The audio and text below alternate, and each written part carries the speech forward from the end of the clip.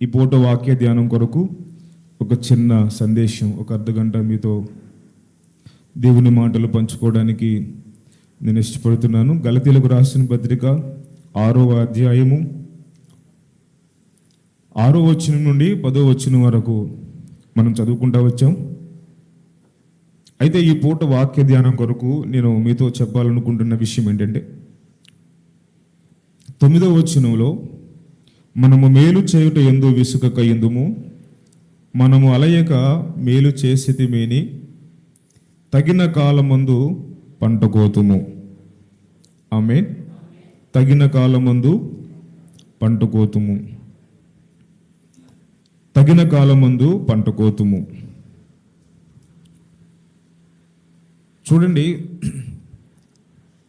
దేవుని వాక్యం మనతో మాట్లాడుతున్న ఈరోజు సందేశం ఏంటంటే, మనము తగిన కాలమందు పంట కోతుము.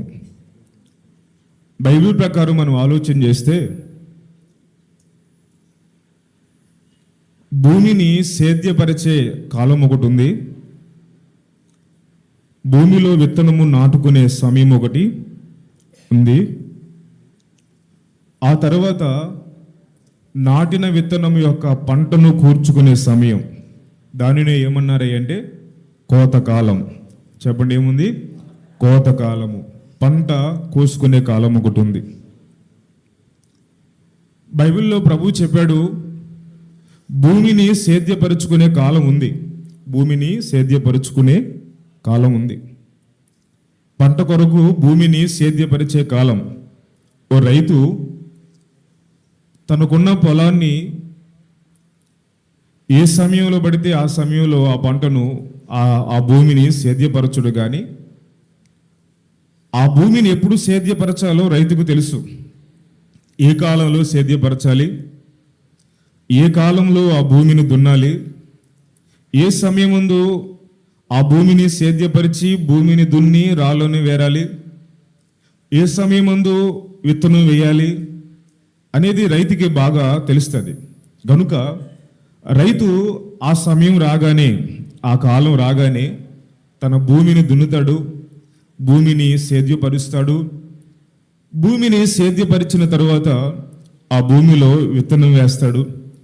విత్తనం వేసిన తర్వాత రైతు ఆశతో, ఆసక్తి కలిగి ఆ విత్తనం యొక్క ఫలము కొరకు, లేదా పంట కొరకు, లేదా కోతకాలము వరకు రైతు ఏం చేస్తాడు చెప్పండి?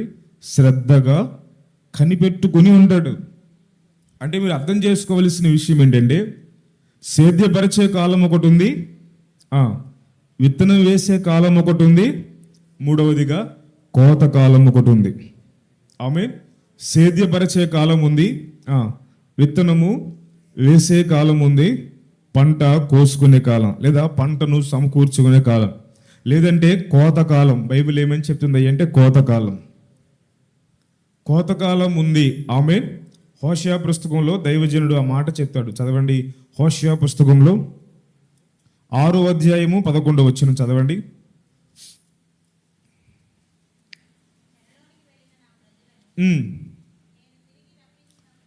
నేను తిరిగి రప్పించినప్పుడు, చూడండి, ఓ యోధా కోతకాలము నిర్ణయించును. హల్లెలూయా, స్తోత్రం చెప్పండి ఒకసారి. కోతకాలము నిర్ణయించబడెను. ఆమేన్. కోతకాలం అనేది ఒకటి నిర్ణయించబడింది. ప్రతి ఆత్మీయుని విషయంలో కూడా, ప్రతి సేవకుని విషయంలో కూడా, ప్రతి పరిచర్య విషయంలో కూడా ఈ అనుభవాలు వర్తిస్తాయి. విత్తనం భూమిని సేద్యపరచుకునే సమయంలో భూమిని సేద్యపరచాలి. భూమిలో విత్తనం వేసే కాలమును ఎరిగి ఆ కాలములో భూమిలో విత్తనాన్ని వేయాలి. ఆ తర్వాత భూమి ఫలించిన తర్వాత, విత్తనం ఫలించిన తర్వాత కోతకాలం అనేది ఒకటి ఉంది. సేద్యపరిచిన వెంటనే పంట రాదు. సేద్యపరిచిన తర్వాత విత్తనం వేసిన వెంటనే పంట రాదు. విత్తనం వేసిన వెంటనే కోతకాలం రాదు. విత్తనం వేసిన తర్వాత కోతకాలానికి మధ్యలో కాస్త వ్యవధి ఉంటుంది. ఆ వ్యవధిలో రైతు ఏం చేస్తాడు అంటే ఆశతో, ఆసక్తితో ఆ విత్తనాన్ని ఎప్పటికప్పుడు పరీక్షించుకుంటూ ఆ భూమిలో వేయబడిన విత్తనం మొలిచిందా లేదా, ఆ విత్తనం మొలక ఎలా ఉంది, ఆ విత్తనం పైరు ఎలా ఉంది, ఎదుగుదల ఎలా ఉంది, ఆ విత్తనానికి నీరు సరిగా అందుతుందా లేదా, ఆ మొక్కకు నీరు సరిగా అందుతుందా లేదా, ఎరువులు పోషక పదార్థాలు అన్నీ సక్రమంగా అందుతున్నాయా లేదా. ఏ రోజుకు ఆ రోజే విత్తనాన్ని వేసిన రైతు విడిచిపెట్టడు, దాన్ని విడిచిపెట్టకుండా ఏ రోజుకు ఆ రోజే పొలంలోనికి వెళ్తాడు. ఉదయాన్నే లేచి పొలంలోనికి వెళ్ళి ఆ పంటను కనిపెట్టుకుంటాడు. కోతకాలం వచ్చేంత వరకు పంటను ఏం చేస్తాడు, కనిపెట్టుకుని ఉంటాడు. కోతకాలం రాగానే ఏం చేస్తాడు అంటే పంటను సమకూర్చుకుంటాడు. బైబిల్ ఏమని చెప్తుంది అంటే అతడు విత్తేది ఒక్క విత్తనమే కానీ కోసుకునేది ఎలాగంటే పనులుగా కోసుకుంటాడట. హల్లెలూయా. అంటే మీరు జాగ్రత్తగా వినండి. ప్రభు అయిన యేసుక్రీస్తు ప్రభులు వారు అన్నారు, నాకు కొండ మీద ఒక పొలం ఉంది, ఆ పొలములో అన్ని రాళ్ళు రప్పలు ఉన్నాయి, ఆ పొలము విత్తనం వేయడానికి వీలుగా లేదు అని చెప్పి ప్రభు ఆ భూమికి చేయవలసినదంతా ప్రభు చేశాడట.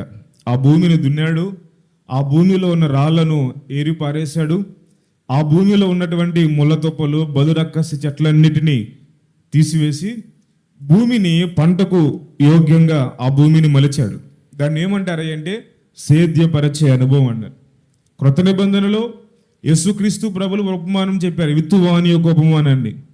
అంటే అక్కడ అది ఏ కాలం, అది విత్తే కాలం. ఇక్కడ గలతీయులకు రాసిన పత్రికలో ప్రభు మాట్లాడుతూ ఆత్మపూర్ణుడైన పౌలతో మాట్లాడిస్తూ ఇక్కడ అంటున్నాడు, కోత కాలము తగిన సమయం ముందు మనం ఏం కోసుకుంటాం చెప్పండి, కోత కోసుకుంటాం. అంటే సేద్యపరిచే కాలంలో సేద్యపరచుకోవాలి భూమిని, విత్తనం వేసే కాలంలో విత్తనము వేసుకోవాలి. ఆ తర్వాత విత్తనాన్ని జాగ్రత్తగా కనిపెట్టుకుంటూ, పొలాన్ని జాగ్రత్తగా కనిపెట్టుకుంటూ, ఆ పొలములో వస్తున్నట్టు విత్తనం నుండి వస్తున్న పంట కొరకు ఆశతో కనిపెట్టుకుని కోతకాలం వరకు నిరీక్షణతో కనిపెట్టుకుంటూ ఉండాలి. హల్లెలూయా. దేవునికి స్తోత్రం చెప్పండి. అప్పుడు మనం ఏం చేసుకుంటాం చెప్పండి, పంటను సమకూర్చుకుంటాము. అప్పుడు మనం ఏం కూర్చుకుంటాం, పంటను సమృద్ధిని సమకూర్చుకుంటాం. విత్తిన దానికి మనం సమృద్ధిగా పంటను సమకూర్చుకుంటాం. సామెతల పుస్తకంలో కొన్ని విషయాలు మీకు తెలిసినవే మరలా చెప్తాను. మహాజ్ఞాని అయిన సొలొమోను ఒక వ్యక్తిని మనకు పరిచయం చేస్తూ వాడి పేరు ఏమని పెట్టాడు అంటే సోమరి అని పెట్టాడు. వాడి పేరు ఏంటంటే సోమరి. సోమరికి ఏం తెలియదు అంటే ఎప్పుడు భూమిని సేద్యపరచుకోవాలో తెలీదు, ఎప్పుడు విత్తనం వేయాలో తెలియదు, ఎప్పుడు పంట కూర్చుకోవాలో కూడా మనవాడికి తెలియదు, జ్ఞానం లేదు. అందుకనే మహాజ్ఞాని అంటాడు, సోమరి చీమల దగ్గరికి వెళ్ళి ఒకసారి చదవండి. సామెతల పుస్తకం 6వ అధ్యాయము 8-9 వచనాలు చదువుకుందాం. సామెతల పుస్తకం 6వ అధ్యాయము 6వ వచనం నుండి చదువుకుందాం. సోమరి, చీమల యొద్దకు వెళ్ళుము, వాటి నడత కనిపెట్టి జ్ఞానము తెచ్చుకొనుము. వాటికి న్యాయాధిపతి లేకున్నను, ఆ చీమలకి విచారణకర్త నాయకుడు లేకున్నను, అధిపతి లేకున్నను, అవి వేసవి కాలమందు ఆహారమును సిద్ధపరచుకొనును, కోతకాలమందు ధాన్యమును కూర్చుకొనును. సోమరి, ఎందాక నీవు పండుకొని ఉందువు, ఎప్పుడు నిద్ర లేచెదవు, ఇంకా కొంచెము నిద్రించెదనని, కొంచెము కునికెదనని, కొంచెము చేపు చేతులు ముడుచుకొని పరుండెదనని నీవు అనుకొనుచున్నావు. ఎవరికి చెప్పండి, ఇతను సోమరి. ఈ సోమరి వారికి మహాజ్ఞాని ఏమని సలహా ఇస్తున్నాడు అంటే, ఓ సోమరి, చీమల దగ్గరికి వెళ్ళి ఒకసారి అన్నాడు. ఇప్పుడు సోమరి పెద్దోడా, చీమ పెద్దదా? సోమరి వాడు పెద్దోడు కదా. చీమ ఎంత ఉంటుంది? ఆ సోమరి వాని కన్నుగుడ్డులో ఉన్న చిన్న నలుసంతా ఉంటుంది. ఇప్పుడు దేవుడు మెదడు సోమరి వాడికి ఎక్కువ పెట్టాడా, చీమకి ఎక్కువ పెట్టాడా? చెప్పండి, ఎవరికి ఎక్కువ పెట్టాడు? ఎవరికి పెట్టాడు? సోమరుడికి ఎంత మెదడు పెట్టాడు దేవుడు. ఎంత మెదడు పెట్టాడు? ఎంత మెదడు. చీమకి ఎంత మెదడు ఉంటుంది? చీమకి ఎంత మెదడు ఉంటుంది చెప్పగలుగుతావా? కొలత వేయగలుగుతావా? ఇప్పుడు సోమరోడి మెదడేమో కేజీ ఉంటుంది. ఇంత సైజు చూపించగలుగుతాం, ఇంత సైజు చూపించగలుగుతాం సోమరోడి మెదడు. తూకం వేస్తే కేజీ లెక్క వేస్తే కనుక కేజీన్నర 2 కేజీలు వస్తుంది వాడి మెదడు. చీమను కాటా వేయగలవా? గ్రాముల్లో చెప్పగలవా? మిల్లీగ్రాములో చెప్పగలవా చీమ యొక్క బరువు? చీమ బరువే చెప్పలేనప్పుడు అవయవాలన్నీ చీమలో ఉన్నాయి. చేతులు, కాళ్ళు, దాని తోక, దాని ముడు అన్నీ ఉన్నాయి కదా. అవన్నీ ఉన్న దాన్నే కాటాలో వేస్తే దాని బరువు చెప్పలేవు. కానీ ఆ చీమకుండే మెదడు ఎంత చెప్పగలవా?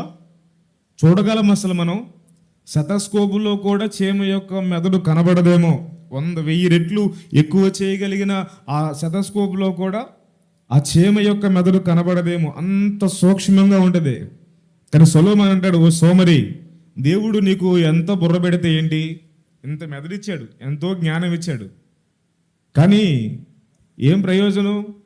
ఎందుకంటున్నాడు? విత్తే కాలాన్ని నువ్వు కనిపెట్టట్లేదు, సేద్యపరుచుకునే సమయాన్ని నువ్వు గుర్తుపట్టలేకపోతున్నావు, విత్తే కాలాన్ని నువ్వు గుర్తుపట్టలేకపోతున్నావు, పంటను సమకూర్చుకునే కాలాన్ని కూడా నువ్వు గుర్తుపట్టలేకపోతున్నావు. ఇది ఏ కాలం? ఇది సేద్యపరుచుకునే కాలం కదా, భూమిని దున్నుకోవలసిన కాలం. అందరూ చూడు, మనుషులందరూ ఏం చేస్తున్నారు? వారి భూమిని దున్నుకోవాలని, వారి భూమిని సేద్యపరుచుకోవాలని. ఇది వర్షాకాలం, ఈ కాలం తొలకరి వర్షం పడుతుంది, భూమి మీద వర్షం పడగానే భూమిని దున్నుకోవాలని అందరు ఎంత పరిగెడుతున్నారు చూడు, ఆశతో పరిగెడుతున్నారు. మనోడు అనుకున్నాడట, ఇంకా కొంచెం పడుకుందాం, ఇంకా కొంచెం చేతులు ముడుచుకుందాం, ఇంకా కొంచెం కాళ్ళు జాపుకుందాం, ఇంకా కాస్త నిద్రద్దాం, ఇంకా కొంచెం కొనుక్కుదాం. లోకమంతా ఏమో పరుగులు పెడుతున్నారు, భూమిని సేద్యపరచాలని, భూమిని దున్నాలని. ఇది వర్షాకాలం, తొలకలి వర్షం పడగానే భూమిని దున్నాలి, నాటుకు సిద్ధంగా విత్తనం వేయడానికి అనుకూలంగా భూమిని సేద్యపరచుకోవాలి. భూమిని సేద్యపరచకపోతే, వర్షాకాలం దాటిపోతే మనం భూమిని సేద్యపరచలేం, వర్షాలు రావు, భూమిని సేద్యపరచలేం. భూమిని సేద్యపరచకపోతే విత్తనం వేయలేం, విత్తనం వేయలేకపోతే పంట కూర్చుకోలేం, పంట కూర్చుకోకపోతే ధాన్యం రాదు, సమృద్ధి రాదు, కరువుతో బ్రతకాల్సి వస్తుంది. గనుక మనం విత్తనం వేయాలి అని చెప్పి మిగిలిన వారందరేమో విత్తనం వేయడానికి పరుగులు తీస్తుంటే, భూమిని సేద్యపరచుకోవడానికి పరుగులు తీస్తుంటే, మనోడు సోమరి అట ఏం చేస్తున్నాడట? ఇంకాస్త పడుకుందాంలే, ఇంకొంచెం కునుకుదాం, ఇంకొంచెం విశ్రాంతి తీసుకుందాం, ఇంకొంచెం మంచం మీద ఉందాం, ఇంకొంచెం రెస్ట్ తీసుకుందాం అనుకున్న వాడితో అంటున్నాడు, మహాజ్ఞాని అంటున్నాడు, సోమరుడా, ఆ చీమలు చూడు, నీలో ఒకంత బరువు కూడా ఉండే, ఆ చీమకున్న జ్ఞానం నీకు లేకుండా పోయింది. ఆ చీమ చూడు, ఇది వర్షాకాలం అని గుర్తెరిగి ఇది కోత, అవి వేసవి కాలం ముందు ఆహారమును సిద్ధపరుచుకొనును, కోతకాలం ముందు ధాన్యమును. అందరూ కోసేటప్పుడు విత్తనాలు రాలుతాయి కదా, ఇది కోతకాలం, ధాన్యం దొరికే సమయం. ఈ సమయంలో పండుకోకూడదని చెప్పి ఆ చీమలకుంది జ్ఞానం. ఆ చీమలు చూడు ఎలా పరిగెడుతున్నాయో, ఒకదానికి ఒకటి రెస్ట్ లేకుండా పగలు రాత్రి ఎప్పుడైనా చూడు చీమలు పరిగెడతానే ఉంటాయి. ఎందుకంటే కాలము నెరిగి సమయాన్ని ఎరిగి అవి ఏం చేస్తున్నాయి చెప్పండి? పరుగులు తీస్తున్నాయి, సమయాన్ని ఎరిగి పరుగులు తీస్తున్నాయి. అరే, నీలో ఒక గ్రాము అంత బరువు కూడా లేని ఒక చీమ, ఆ చీమ మెదడంతుల్లో చూడండి, దానికి ఉన్న జ్ఞానం ఈరోజు దేవుని పోలికలో చేయబడిన మనకు లేకపోవడం అనేది ఆశ్చర్యకరం. పంట కోసుకోవాలి అంటే, సమృద్ధి అనుభవించాలి అంటే దేవుడు ఖచ్చితంగా చెప్తున్నాడు. ఏమని చెప్తున్నాడు అంటే, ఓ యోధా, నీకు కోతకాలము నిర్ణయించబడి ఉన్నది. ఆమేన్. కోతకాలము నిర్ణయించబడి ఉన్నది. కోతకాలం అనేది నాకు ఉంది, కోతకాలం అనేది నీకు ఉంది, కోతకాలం అనేది ప్రతి పరిచర్యకు ఉంది, ప్రతి సంఘానికి ఉంటుంది, కోతకాలం అనేది ప్రతి వ్యక్తికి ఉంటుంది. ప్రతి వ్యక్తికి కోతకాలము, కోత సమయం అనేది ఒకటి ఉంటుంది. అయితే ప్రభు ఇక్కడ ఏమంటాడంటే, మనుష్యుడా మోసపోవద్దు. మనుష్యుడు ఏమి విత్తుకుంటాడో ఆ పంటనే కోసుకుంటాడు. అంటే విత్తనము వేసిన వాడు ఏం చేసుకుంటాడు చెప్పండి? విత్తనం వేసిన వారు ఏం చేస్తారు? పంటను కోసుకుంటారు. విత్తనం వేయకుండా సోమరిలాగా పండుకున్న వాడికి పంట ఉంటుందా చెప్పండి? విత్తనము వేయకుండా, భూమిని దున్నకుండా, భూమిలో ఉన్న రాళ్లను ఏరకుండా, భూమిని సేద్యపరచకుండా, భూమికి నీళ్లు పెట్టకుండా, భూమిని తడపకుండా, భూమికి ఎరువులు వేయకుండా, అసలు ఆ విత్తనాన్ని పట్టించుకోకుండా, ఎదురు చూపని ఆశ లేకుండా నువ్వు బ్రతుకుతుంటే అసలు విత్తనము వేయవానికి కోతకాలం ఎక్కడుంది? సేద్యపరిచిన వానికి, విత్తనం వేసుకున్న వానికి కోతకాలము నిర్ణయించబడి ఉన్నది. హల్లెలూయా చెప్పండి, విత్తనము వేసుకున్న వానికి ఏ కాలం ఉంది? విత్తనము వేసుకున్న వానికి ఏ కాలం ఉంది? అందరూ చెప్పండి, విత్తనము వేసుకున్న వానికే కోతకాలం ఉంది. కోతకాలం అంటే ఏంటి? పంటను సమకూర్చుకునే కాలం. హల్లెలూయా. అందరికీ లేదు, ఎవరికి ఉంది? చెప్పండి, అందరికీ లేదు, ఎవరికి ఉంది? విత్తనము వేసుకున్నవాడే పంటను కూర్చుకుంటాడు. మన సోమరుడు కూడా కోతకాలం ముందు లేచి కత్తిచ్చుకుని బయలుదేరాడంట. కింద వచ్చిన తర్వాత మీరు చదువుకోండి. అందరూ పంట కూర్చుకుంటున్నారే, అందరూ పనులుగా బండల మీద ఎరువులు ధాన్యాన్ని తోలుకొచ్చుకుంటున్నారు కదా. నేను కూడా నా పొలంలోనికి వెళ్తాను, నేను కూడా నా పొలంలోనికి వెళ్ళి ధాన్యాన్ని సమకూర్చుకుంటాను, పంటను నేను కూడా ఇంటికి తెచ్చుకుంటానని సోమరుడికి కోతకాలం ముందు మెలకు వచ్చిందట. కోతకాలం ముందు మెలకు వచ్చింది. కోతకాలం ముందు లేచి కత్తి పట్టుకుని బయలుదేరితే అక్కడ ఏముండే తెలుసు? వాడి పొలంలో అన్ని దోలగొండి చెట్లు, ముళ్ళ చెట్లు, బలురక్కస్సు చెట్లు బలిసి ఉండెను అని బైబిల్లో ఉంది. హల్లెలూయా. అందుకని దేవుడు అంటాడు, సోమరి వాని చేను నేను దాటి రాగా. ఆ సోమరి వాని చేను నేను దాటి రాగా ఆ చేలో ఏమున్నాయి? అన్ని దోలగొండి చెట్లు ఉన్నాయి. అందరి పొలాల్లో ఏమో పంట ఉంది. అందరి పొలాలు చూస్తేనేమో ఏపుగా పంట పెరిగింది. కోత కాలం వచ్చే ఉంది. ప్రభు చెప్పాడు కదా, కోత కాలం వచ్చే ఉన్నది, కోత కాలం వచ్చే ఉన్నది. నిర్ణయ కాలం ముందు దేవుడు ఒక కాలాన్ని కోతకు నిర్ణయించాడు కదా.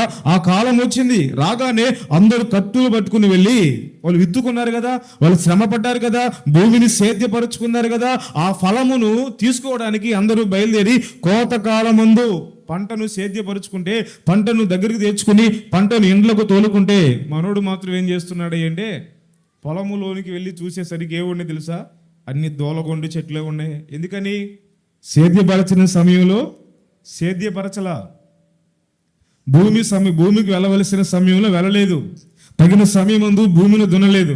తగిన సమయం ముందు భూమిని సేద్యపరచలేదు. తగిన సమయం ముందు విత్తనం వేయలేదు కనుక అసలు అతనికి ఆశ లేదు. ఎరువు వేయలేదు, నీరు కట్టలేదు, అతను ఏ పని చేయలేదు కనుక అతనికి ఏమి లేదు. చెప్పండి, కోతకాలము లేదు. విత్తనము వేసిన వానికి కోతకాలం ఉంటుంది. విత్తనము వేయని వానికి ఏ కాలం ఉంటుంది? ఏ కాలం ఉండదు. దానికి అన్ని బలురక్క చెట్లే ఉంటాయి, అన్ని దోలగొండు చెట్లే ఉంటాయి. అందుకే ప్రభు అంటాడు, మోసపోవద్దు మనుషుడా. నువ్వు విత్తనం వేయకుండా, నువ్వు శ్రమ పడకుండా నీకు ఫలం వస్తుందని మోసపోతున్నావేమో. మోసపోవద్దు. అక్కడ ప్రభువు మరలా చెప్తున్నాడు, మనుషుడు ఏ విత్తనం వేస్తే ఆ పంటనే కోస్తాడు. ఆమేన్. ఏ విత్తనం వేస్తే ఆ పంటనే కోస్తాడు. రెండవ మాట ఏంటో తెలుసా? చదవండి ఒకసారి. 2 కొరింథీయులకు రాసిన పత్రికలో అపోస్తలుడైన పౌలు అంటాడు, 9వ అధ్యాయము 6వ వచనం, కొంచెముగా విత్తువాడు కొంచెముగా పంట కోయును, సమృద్ధిగా విత్తువాడు సమృద్ధిగా పంట కోయును. ఆమేన్. ఎంత విత్తుకున్నవాడు అంతే పంట కోస్తాడు కదా. ఇది అంటారు కదా, పిండి కొద్దీ రొట్టె అంటారు కదా. ఇప్పుడు నువ్వు పిసికిందేమో ఒక 100 గ్రాములు, నువ్వు పిసికిందేమో 100 గ్రాములు పిండి పిసికావు, కానీ నీకు 100 చపాతీలు కావాలంటే వస్తాయా చెప్పండి? పిండి కొద్దీ రొట్టె. ఇక్కడ ప్రభు కూడా అదే చెప్తున్నాడు. ఏమన్నా అంటే కొంచెముగా విత్తుకొనివాడు కొంచెముగా కూర్చుకుంటాడు, ఎక్కువగా విత్తుకొనివాడు, మరలా చదవనక్క మాట, కొంచెముగా విత్తువాడు కొంచెముగా పంటకు వస్తాడు, సమృద్ధిగా విత్తువాడు సమృద్ధిగా పంటకు వస్తాడు. సమృద్ధి అనే చోట 3 అంకె పెట్టి కింద ఏమనుంది? దీవెన. ఆమేన్. చెప్పండి, ఏ పంట మనం కోసేది? పంట కోతకాలం ఉంటున్నాం కదా. ఏ పంట కోస్తాం తెలుసా? దీవెన అనే పంట కోస్తాం. హల్లెలూయా. చెప్పండి, ఏ పంట కోయాలి? దీవెన అనే పంట, ఆశీర్వాదం అనే పంట. ఈ ఆశీర్వాదం అనే పంట కోసమట నువ్వు ఎంత విత్తుకుంటే అంత, నువ్వు ఎంత ప్రయాస పెడితే అంత. ఇప్పుడు 1/2 ఎకరం పొలం కొరకు పడిన ప్రయాస వేరు, 10 ఎకరాల పొలం కొరకు పడిన ప్రయాస వేరు. 1/2 ఎకరం కొరకు పంట ప్రయాస పడినవాడు 20 బస్తాలు సంపాదించుకుంటే, 10 ఎకరాల కొరకు ప్రయాస పడినవాడు 1000 బస్తాలు సంపాదించుకుంటాడు. ఎందుకంటే అతడు విస్తారముగా భూమిని సేద్యపరిచాడు, విస్తారంగా శ్రమపడ్డాడు, విస్తారముగా కష్టపడ్డాడు, విస్తారముగా ప్రయాసపడ్డాడు, విస్తారముగా విత్తనాలు వేశాడు కనుక అతడు విస్తారమైన పంట కోసుకున్నాడు. కొంచెముగా విత్తుకున్నవాడు కొంచెముగా కోసుకుంటాడు. ఏ పంట మనం కోసుకోవలసిన పంట చూడండి. కోతకాలం ముందు మనం పంట కోయాలనుకుంటున్నాం కదా, ఏ పంట కోస్తాము? ఇక్కడ బైబిల్ రాయబడిన మాట ఏంటి? అపోస్తులైన పౌలు ఏమంటున్నాడు? దీవెనను పంట. హల్లెలూయా. మనం యెహోమందు దీవించబడాలి. ఆమేన్. చెప్పండి, మనం ఏమో యెహోమందు. లూకాసు శుభవార్తలో ప్రభు ఒక మాట చెప్పాడు. లూకాసు శుభవార్త 18వ అధ్యాయము 30 వచనం. లూకాసు శుభవార్త 18వ అధ్యాయం 30 వచనం. ఆయన దేవుని రాజ్యము నిమిత్తమై ఇంటినైనను భార్యనైనను అన్నాదములనైనను తల్లిదండ్రులైనను పిల్లలనైనను విడిచిపెట్టిన వాడెవడును ఇహమందు చాలా రెట్లు పరమందు నిత్య జీవము. ఆమేన్ చెప్పండి. పొందకపోడని నిశ్చయముగా మీతో చెప్పుచున్నాను. ఆమేన్ చెప్పండి. ఇహమందు ఏంటంట? చాలా రెట్లు. ఇహమందు ఎంత? చెప్పండి, ఎంత? కొంచెము కాదు, ఇహమందు ఎక్కువగా చాలా రెట్లు మనం ఏం చేయాలి? కోత కోసుకోవాలి. హల్లెలూయా.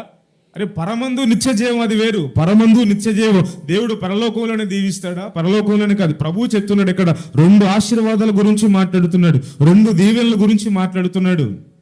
దేవుని సన్నిధిలో దేవుని కొరకు, దేవుని రాజ్య వ్యాప్తి కొరకు ఎవరైనా ఏదైనా నష్టపోతే, భార్యలను కానీ అన్నాదమ్ములు కానీ విడిచిపెట్టి ఏదైనా ఒకవేళ నష్టపోయి అయితే కనుక వారి గురించి బైబిల్ ఏమని చెప్తున్నాడు అంటే, యెహోమందట వారు చాలా రెట్లు. అంత మాత్రమే కాదు, పరలోకంలో వారు నిత్య జీవమును పంట కోయుదురు. హల్లెలూయా. దేవునికి స్తోత్రం చెప్పండి. యెహోమందు చాలా రెట్లు. యెహోమందు చాలా రెట్లు మూల భాషలో ఏముంది అంటే 100 రెట్లు అని ఉంది. యెహోమందు 100 అంతలుగా ఒక వ్యక్తి దీవించబడాలి అంటే, ఒక వ్యక్తి ఆశీర్వదించబడాలి అంటే, ఒక వ్యక్తి దేవుని వలన కలుగుతున్న దీవెనలతో ఆశీర్వాదాలతో ఆశీర్వదించబడాలి అంటే ఆ వ్యక్తి మొదట విత్తనం వేయాలి. హల్లెలూయా. ఏశావు అనేవాడు బైబిల్లో మనకు కనిపిస్తాడు. ఆ ఏశావట తన తండ్రి దగ్గరకు వచ్చి తండ్రితో అడుగుతున్నాడు, నాన్న, నా కొరకు ఒక్క దీవెన కూడా నీ దగ్గర లేదా? ఒక్క దీవెన కూడా లేదా? అడుగుతున్నాడు, తండ్రిని అడుగుతున్నాడు ఏశావు అనేవాడు. నన్ను దీవించడానికి, నన్ను ఆశీర్వదించడానికి నా కొరకు నువ్వు దాచిపెట్టిన ఒక్క దీవెన కూడా లేదా? భూమి మీద నేను ఆశీర్వదించబడడానికి ఒక్క దీవెన కూడా లేదా అని చెప్పి ఏశావు తన తండ్రి దగ్గర బ్రతిమాలుకుని ఏడుస్తున్నాడు, రోదన చేస్తున్నాడు, కన్నీరు గారుస్తున్నాడు. అయినా కూడా ఏశావుకి ఒక్క దీవెన కూడా దొరకలేదు. కానీ యోసేపుని గురించి బైబిల్లో ఏమనుందో చూడండి ఒకసారి. ఆదికాండం 49వ అధ్యాయము. ఆదికాండం 49వ అధ్యాయము 24వ వచనం నుండి చదువుదాం. హస్తబలము వలన అతని విల్లు బలమైనదగును, ఇశ్రాయేలునకు బండయు మేపెడు వాడును ఆయనే. నీకు సహాయము చేయు నీ తండ్రి దేవుని వలనను. చూడండి, పైనుండి మింటి దీవెనలు, క్రింద దాగి ఉన్న అగాధ జలముల దీవెనలు, సమస్త దీవెనలతోనూ సమస్తల దీవెనలతోనూ నిన్ను దీవించుచు సర్వశక్తుని దీవెనలను అతని బాహుబలమును దిట్టపరుచును. నీ తండ్రి దీవెనలు నా పూర్వీకుల దీవెనలపై నీ చిరకాల పర్వతముల కంటే హెచ్చుగా ప్రభులను.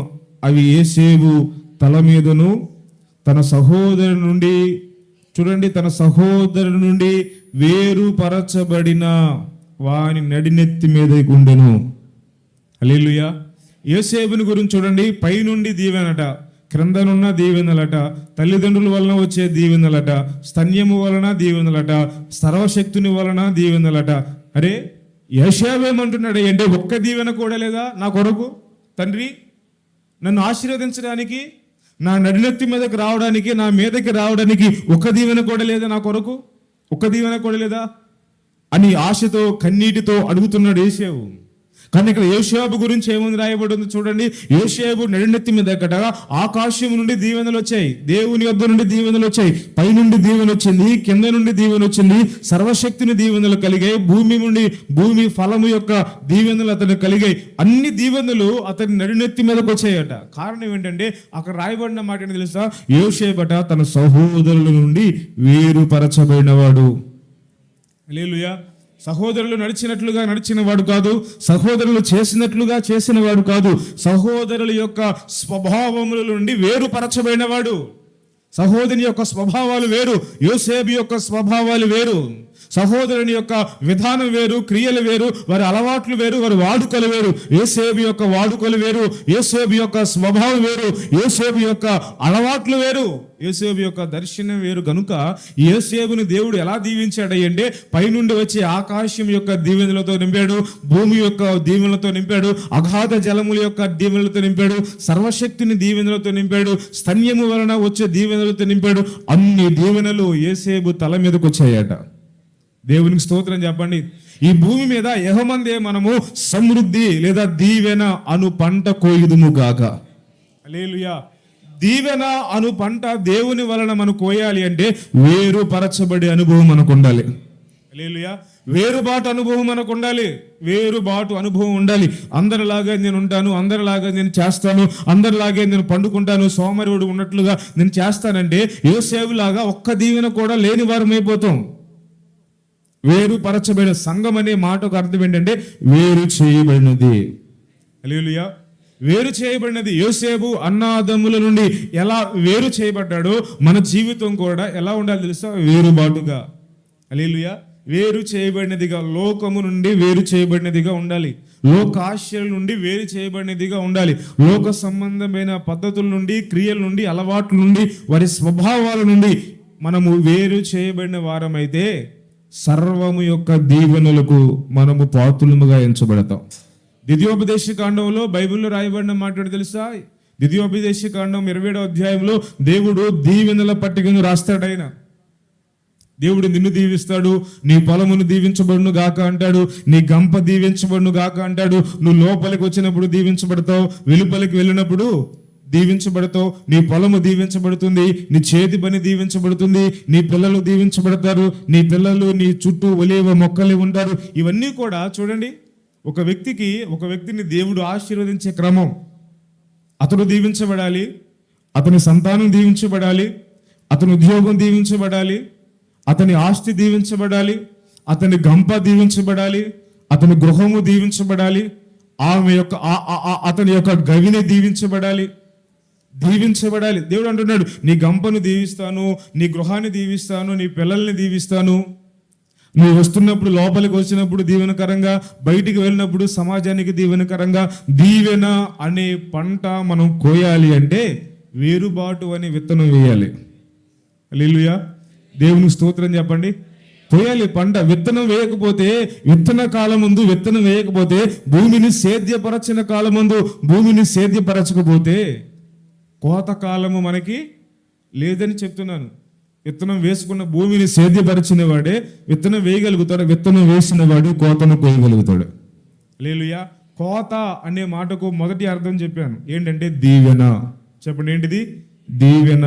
దీవెన, ఆశీర్వాదము అనే పంట కోయాలి. ప్రియులరా, ఇది కోతకాలం, క్షమించండి, ఇది విత్తనం వేసుకునే సమయం. ఇది దేవుడు మనకిచ్చిన సమయం. ఇది ఏ సమయం అంటే మన భూమిని, ఇదిగో ఈ దేహం అనే భూమి, ఈ భూమిని సేద్యపరుచుకునే సమయం. ఈ భూమిలో చాలా పెరిగిపోయాయి అపవిత్రత, ఆశలు, కోరికలు, విచ్చలివిడితనం, స్వేచ్ఛ, కోపము, క్రోధము, అసూయ, బలురక్కసి చెట్లు, ముళ్ళ తుప్పలు ఈ భూమిలో చాలా పెరిగిపోయాయి. ఈ భూమి పంటకు అనుకూలంగా లేదు. కనుక ఈ భూమిని సేద్యపరచుకోవడానికి ప్రభు మనకి సేద్యకాలం ఇచ్చాడు. ఆ సేద్యకాలమే ఇదిగో ఈ దినములు, ఈ ప్రతిష్టత కలిగిన దినములు. హల్లెలూయా. చెప్పండి, ఈ ప్రతిష్టత కలిగిన దినములు మనకి ఏ కాలం తెలుసా? మన భూమిని సేద్యపరచుకునే కాలం. దేవుని వాక్యము చేత మనలను మనం కడుక్కునే సమయం ఇది. దేవుని వాక్యము చేత, ఆరాధన చేత, పరిశుద్ధాత్మ ద్వారా, ఉపదేశము ద్వారా మనలను మనము సేద్యపరుచుకునే సమయం ఇది.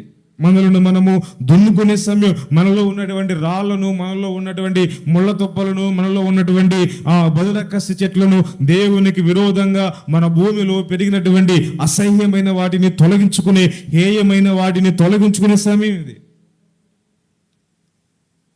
ఓ దైవజనుడు ఒక పెద్ద ఆయన బైబిల్ చదువుతూ వెళ్తుంటే అప్పుడు దైవజనుడు ఆయన దగ్గరకు వచ్చాడు. నువ్వు చదువుతున్నది నీవు గ్రహిస్తున్నావా అని అడిగాడు. అప్పుడు ఆయన అన్నాడు, అయ్యా, నాకు బోధించేవాడు లేకపోతే, నాకు వివరించేవాడు లేకపోతే నాకు ఎలా తెలుస్తుంది? ఆయన ఏమన్నాడు? నాకు బోధించేవాడు లేకపోతే, ఈ వాక్యం యొక్క భావమును నాకు తెలియచెప్పేవాడు లేకపోతే, ఆ వాక్యం వెనుక, అక్షరం వెనుక ఉన్న ఆత్మస్వరాన్ని, దాని వెనుక ఉన్నటువంటి ఆధ్యాత్మికతను నాకు వివరించేవాడు లేకపోతే, నాకు బోధించేవాడు లేకపోతే నేను చదువుతున్నది నాకు ఎట్లా అర్థమవుతుంది అని చెప్పి ఆ పెద్ద ఆయన అడిగినప్పుడు ఆ దైవజనుడు అతన్ని వివరించి ఆ వచనాలన్నీ కూడా అతనికి తెలియజేస్తే వెంటనే ఆ వచనములు వెనక ఉన్న ఆత్మ సత్యమును అతడు గుర్తుపెట్టాడు. ఆ హత్యమును గుర్తుపెట్టిన అతడు ఏ స్థితిలో ఉన్నాడో కూడా తెలుసుకున్నాడు. ఎలాంటి స్థితిలో ఉన్నాడో తెలుసుకున్నాడు. ఏం చేయాలో తెలుసుకున్నాడు. ఎలా బ్రతకాలో తెలుసుకున్నాడు. వెంటనే వెళ్ళి రక్షణ పొందినట్లుగా, బాప్తిసం పొందినట్లుగా, నేటి నుండి ప్రభు కొరకు జీవించినట్లుగా పరిశుద్ధ గ్రంథంలో మనం తెలుసుకుంటాం. హల్లెలూయా. దేవుడు మనకి బోధించకపోతే నీకు వాక్యం ఎలా అర్థమవుతుంది? అసలు ఎలా బ్రతకాలనుకుంటున్నాడు, ఎలా బ్రతకాలని దేవుడు మనకు కలుగు చేసుకున్నాడు? దేవుని ఉద్దేశం ఏంటి, దేవుని సంకల్పం ఏంటి, మనకు తెలియచేయబడే ఉన్నతమైన సమయం ఇది. ఆమేన్. హల్లెలూయా. మనం ఎలా జీవించాలి, ప్రభు కొరకు ఎలా బ్రతకాలి, ఎలా మనలను సేద్యపరుచుకోవాలి, దేవునికి ఇష్టంగా మన క్రియలు, దేవునికి ఇష్టంగా మనలను మనము ఎలా మలుచుకోవాలి అనేది ఉన్నతమైన సేవకుల ద్వారా, సర్వోన్నతమైన దైవ సేవకుల ద్వారా మనకు బోధించబడే సమయం ఇది. ఆమేన్. ఈ సమయంలో మనం ఎలా ఉండకూడదు? సోమరి వాని వలె ఉండకూడదు. హల్లెలూయా. చెప్పండి, ఈ సమయం ముందు మనం ఎలా ఉండకూడదు? చెప్పండి, ఎలా ఉండకూడదు? సోమరుడు అనుకుంటాడు, రేపు వెళ్దాంలే అనుకున్నాడట. సోమరుడు ఈ రోజు కాకపోతే రేపు భూమి దున్నుకుందాంలే, ఈ రోజు కాస్త చేతులు ముడుచుకుందాం, ఈ రోజు కాస్త రెస్ట్ తీసుకుందాం, ఈ రోజు విశ్రాంతి తీసుకుందాం, ఈ రోజు ఇంకొంచెం కునుకుదాం. అరే, అందరూ భూమిని దున్నుకుంటున్నారు. ఎక్కడెక్కడ నుంచో వస్తున్నారు, భూములు దున్నుకుంటున్నారు. ఎక్కడెక్కడ నుంచో వస్తున్నారు, వారి స్థితిని ఒప్పుకుంటున్నారు, వారు ఏ స్థితిలో ఉన్నారో తెలుసుకుంటున్నారు, ఎలా బ్రతకాలో నేర్చుకుంటున్నారు, దేవునికి ఇష్టకరంగా ఎలా జీవించాలో తెలుసుకుంటున్నారు, నిత్యత్వాన్ని ఎలా పొందుకోవాలో తెలుసుకుంటున్నారు, వారి స్థితిని మార్చుకుంటున్నారు, వారి గతులను మార్చుకుంటున్నారు. కానీ ఈ సోమరి వాడట ఇంకాస్త పడుకుందాం, ఇంకాస్త కొనుక్కుదాం, ఇంకాస్త విశ్రాంతి తీసుకుందాం అనుకుంటున్నాడు ఈ సోమరుడు. రేపు వెళ్దాంలే, రేపు అలాగే అవుతుంది, ఈ రోజు కొనుక్కుదాం, ఎల్లుండే వెళ్దాంలే అనుకున్నాడు, ఎల్లుండే కూడా అలాగే అనుకున్నాడు. 3 రోజులు అయిపోయినాయిగా, 40 రోజులు పెట్టుకుందాంలే అనుకున్నాడు. 40 రోజులు ఖచ్చితంగా వెళ్దాం అనుకున్నాడు. ఈ 40 రోజు ఏదో పని వస్తుంది, ఏదో ఫంక్షన్ వస్తుంది, ఏదో పార్టీ వస్తుంది. ఆ 40 రోజు కూడా దాటిపోయిన తర్వాత 40 కూడా దాటిపోయిందిగా, ఆఖరి 21 రోజు వెళ్దాంలే అనుకుంటాడు. సోమరుడు ఆధ్యాత్మిక సోమరితనం పట్టింది. హల్లెలూయా. ఏ సోమరితనం పట్టింది? మాట్లాడి, ఏ సోమరితనం పట్టింది? ఆధ్యాత్మికమైన సోమరితనం పట్టింది. లోక సంబంధమైన విషయాలేమో వాయిదా వేయవు. ఏ రోజు పని ఆ రోజు చేయాలి, ఏ సమయం భోజనం ఆ సమయం చేయాలి. 7 గంటలకు టిఫిన్ అంటే 7 గంటలకే టిఫిన్ వేయాలి. వాయిదా వేస్తే ప్లేటు పగిలిపోతుంది ఇంట్లో, అవునా కాదా? ప్లేటు టయానికి 7 గంటలకి 7:30కి రాకపోతే ఊరుకుంటారా? చెప్పండి, ఊరుకుంటారా? ఊరుకోరే. భోజనం టిఫిన్ విషయంలో వాయిదా పడితే ఊరుకునేది లేదు. 1 గంటకి 2 గంటలకు ఖచ్చితంగా టీ పడాలి. వాయిదా వేస్తారా? వాయిదా వేయరు. టీయా వాయిదా పడదు, టిఫిను వాయిదా పడదు, మధ్యాహ్నం భోజనం వాయిదా పడదు, సాయంత్రం డిన్నరు చెప్పండి వాయిదా పడదా? వాయిదా పడదు. సండే చికెను వాయిదా పడదు. చికెను, ఫిష్, బీపు, పీతలు ఇవన్నీ ఏమైనా వాయిదా పడతాయా? మాట్లాడరే, వాయిదా పడతాయా? ఇవేవి వాయిదా పడవు. శరీర సంబంధమైనవి ఏవి వాయిదా పడవు. పెళ్ళికి ఈ రోజు కాకపోతే రేపు వెళ్దాం అనుకుంటామా? పెళ్ళికి అనుకో. ఫంక్షన్కి ఈ రోజు కాకపోతే రేపు వెళ్దాం అనుకుంటామా? ఫంక్షన్కి అనుకో. లోక సంబంధమైన విషయాలన్నీ కూడా టైం టు టైం సెకండ్ కూడా గ్యాప్ లేకుండా టైం టు టైం అయిపోవాలి. కానీ ఆధ్యాత్మిక విషయానికి వచ్చేసరికి సోమరితనం పట్టింది. ఈరోజు దేవుడు ఏమని పిలుస్తుంది తెలుసా? ఆధ్యాత్మికమైన సోమరి. ఆధ్యాత్మికతలో ఆత్మ సంబంధంగా నీ జీవితాన్ని సేద్యపరచుకునే విషయంలో, ఆధ్యాత్మికమైన దేవుని వాక్యములు అనే విత్తనములు వేసుకునే విషయంలో నువ్వు ఎలా ఉన్నావో తెలుసా? సోమరుడిగా ఉన్నావు. ఎలా ఉన్నావు? సోమరివాణిగా ఉన్నావు. వాయిదాలు వేస్తున్నావు. ఈ రోజు కాదులే రేపు, ఈ రోజు కాదులే రేపు, ఈ రోజు కాదులే రేపు అంటాడు దేవుడు. అంటాడు, ఓరి వెర్రివాడా, ఈ రోజే నీది, ఈ రోజే. రేపు ఏమగునో ఎవరికి తెలీదు. ఈ రాత్రే నీ ప్రాణాన్ని కోరుకుంటే, ఈ రోజే నేను పిలుచుకుంటే, ఈ రాత్రే ప్రభు రాకడొస్తే, ఈ రాత్రే దేవుడు మేఘాల మీదకి వస్తే, ఈ రాత్రే దేవుడు నీ ఆయుష్కాలం నా ఆయుష్కాలం భూమి మీద ముగించబడింది వచ్చేయంటే, రేపు వెళ్తావా నీవు దున్నుకోవడానికి? రేపు వెళ్తావా నీవు పొలాన్ని సేద్యపరచడానికి? రేపు వెళ్తావా నీ విత్తనాన్ని వేయడానికి? విత్తనం వేయకపోతే పంట ఎలా కోస్తావు? విత్తనం వేయకపోతే దీవెన అనే పంట, ఆశీర్వాదం అనే పంట, యెహోమందు సమృద్ధి అయిన పంట మనం కోసుకోవాలి అంటే విత్తనం వేయాలి కదా. విత్తనం వేయాలి అంటే మొదట భూమిని దున్నాలిగా, భూమిని సేద్యపరచాలిగా, భూమిలో ఉన్న రాళ్ళని వేయాలి కదా. ఎలా పడితే అలాగా వరి విత్తనాలు జల్లుచేస్తావా? నీ వెళ్ళి ఎలా పడితే అలా జల్లుచేస్తావా? రాతి నేలలో ఉన్న చోట, ముళ్ళ తుప్పలు ఉన్న చోట, బదురక్కసి చెట్లు ఉన్న చోట విత్తనాలు చల్లుచేస్తావా? విత్తనాలు జల్లిరావుగా.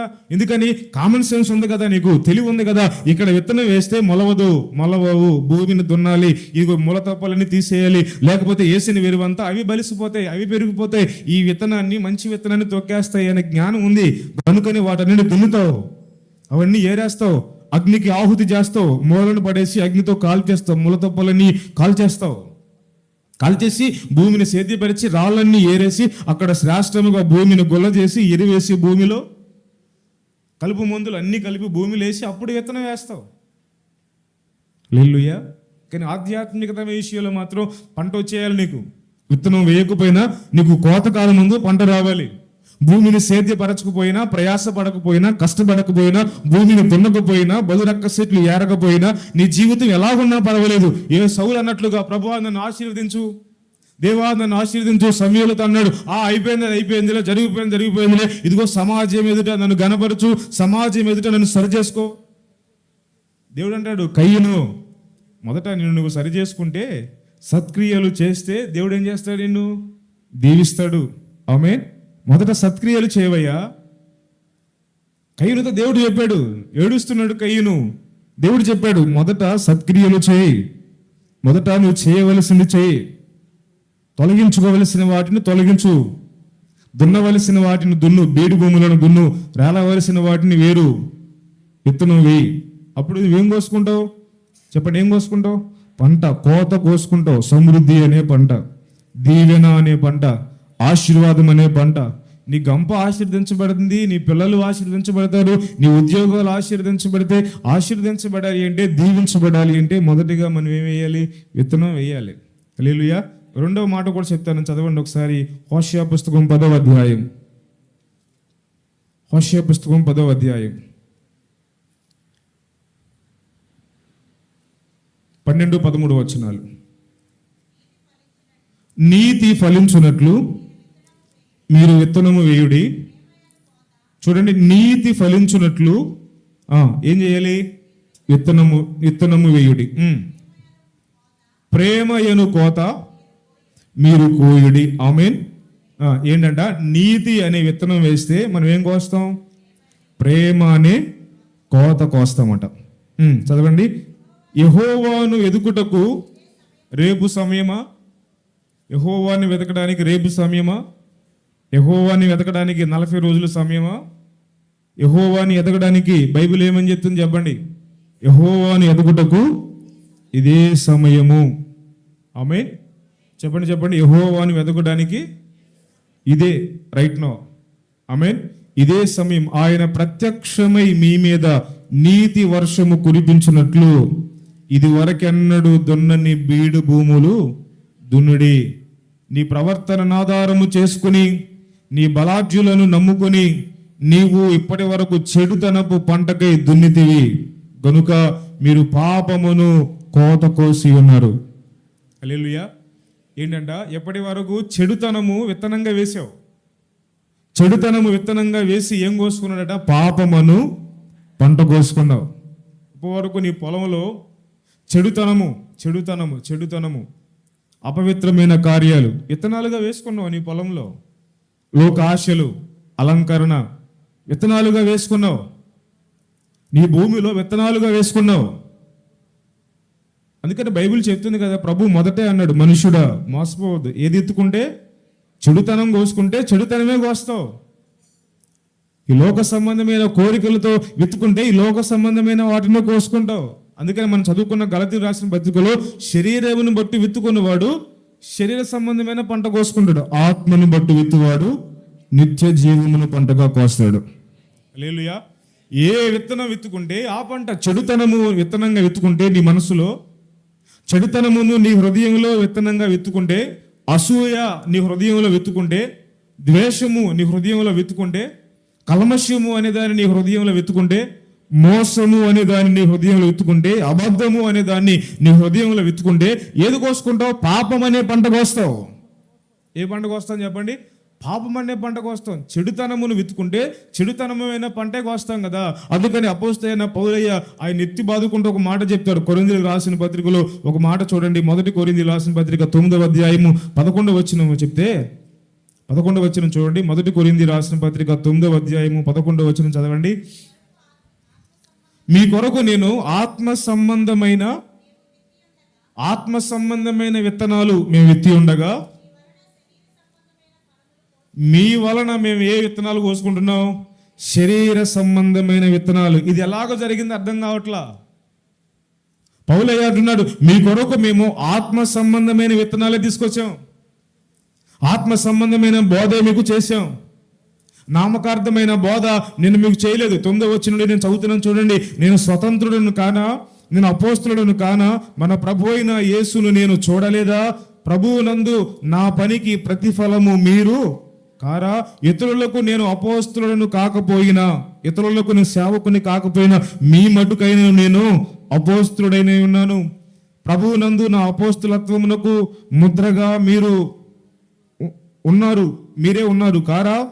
నన్ను విమర్శించడానికి నేను చెప్పు సమాధానం ఇదే. తినుటకును త్రాగుటకును మాకు అధికారము లేదా? తక్కిన అపోస్తుల వలె, తక్కిన సేవకుల వలె, ప్రభు యొక్క సహోదరుల వలె, కేఫా వలెను విశ్వాసురాలైన భార్యలను వెంట పెట్టుకుని తిరుగుటకు మాకు అధికారం లేదా?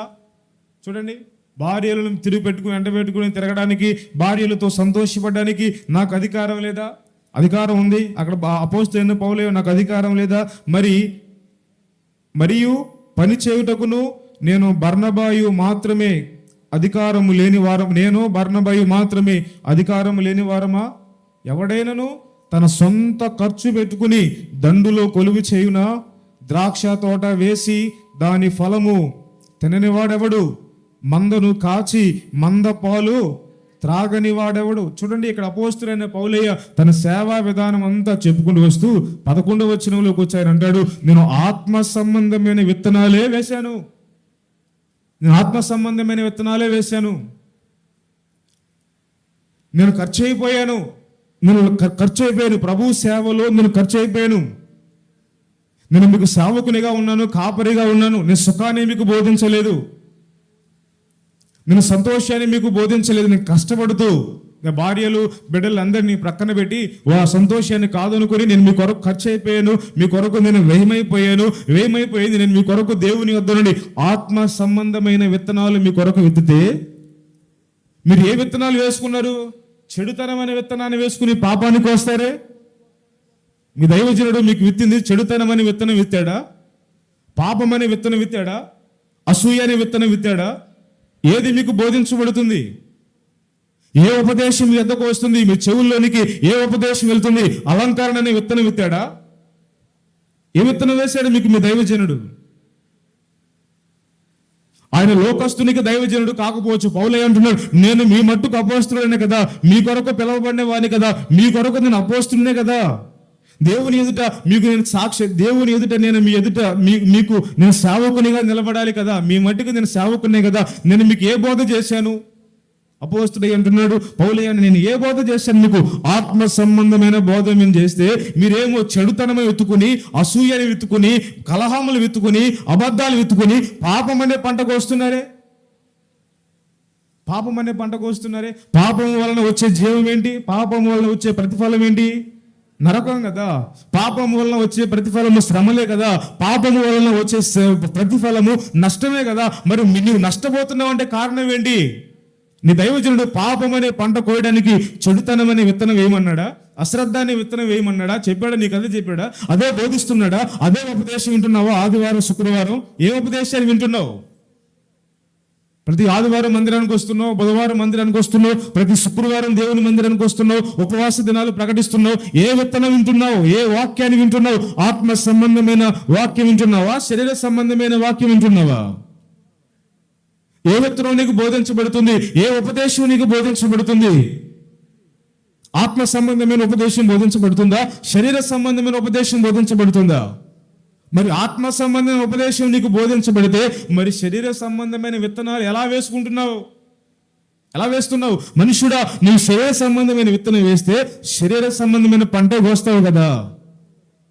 నీకేమో అలంకరణ గురించి ఉపదేశం చేయబడుతుంది, పరిపూర్ణతల గురించి ఉపదేశం చేయబడుతుంది, సమర్పణ గురించి ఉపదేశం చేయబడుతుంది, వైరాగ్యం గురించి ఉపదేశం చేయబడుతుంది, ప్రతిష్టతల గురించి నీకు ఉపదేశం చేయబడుతుంది, వస్త్రాన్ని గురించి ఉపదేశం చేయబడుతుంది, మందిరం గురించి ఉపదేశం చేయబడుతుంది, భూమి మీద ఎలా బ్రతకాలో ప్రేమను గురించి ఉపదేశం చేయబడుతుంది, నీతిని గురించి ఉపదేశం చేయబడుతుంది. దేవుని మందిరానికి వస్తావు, వాక్యం వింటావు, మరలా వెళ్ళి చెడుతనమును విత్తనంగా వేసుకున్నావు, లోకాన్ని విత్తనంగా వేసుకున్నావు, అలంకరణ విత్తనంగా వేసుకున్నావు, లోక సంబంధమైన క్రియల విత్తనంగా వేసుకున్నావు, లోక సంబంధమైన వాటిని నీ హృదయంలో విత్తనంగా వేసుకుంటే ఆ విత్తనం వల్ల వచ్చే ప్రతిఫలము పాపమే కదా.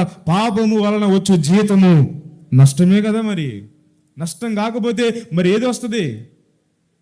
నువ్వు వింటున్న వాక్యానుసారంగా నువ్వు జీవించగలుగుతున్నావా? ఏ వాక్యం నువ్వు వింటున్నావు? ఏ విత్తనం అపోస్తులుడు నీ మీద వేస్తున్నారు, నీ హృదయంలో చల్లుతున్నారు? ఏ విత్తనం వేస్తున్నారు? ఏ విత్తనం వేస్తున్నారు చెప్పు? ఏ విత్తనం వేస్తున్నారు? ఏ ఉపదేశం చేస్తున్నారు నీకు? అపోస్తులైన పౌలు అన్నారు, ఇది ఎలాగ జరిగింది నాకు అర్థం కావట్లేదు, నేను ఆత్మ సంబంధమైన వాటినే విత్తుతున్నాను, కానీ వాళ్ళు ఏం చేస్తున్నారు చెప్పండి? శరీర సంబంధంగా లేదా చెడుతనమును విత్తనంగా వేసుకుని పాపం అనే పంట కోస్తున్నారట. గలతీయులకు రాసిన పత్రికలు అపోస్తలుడైన పౌలే చెప్పాడు కదా, శరీర సంబంధమైన విత్తనం అంటే ఏంటిది? శరీరాశ, నేత్రాశ. చదవండి 5:19 వచనం నుండి.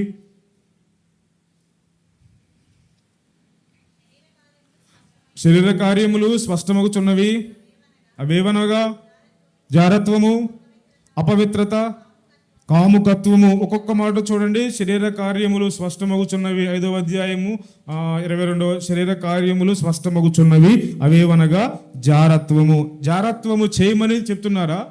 జారత్వము చేయొద్దని చెప్తున్నాడా? మాట్లాడండి. మీ దైవజనుడు జారత్వము చెయ్యి అని చెప్తున్నాడా? చేయొద్దని చెప్తున్నాడా? విసర్జించమని చెప్తున్నాడా? చేయమని చెప్తున్నాడా? మాట్లాడండి.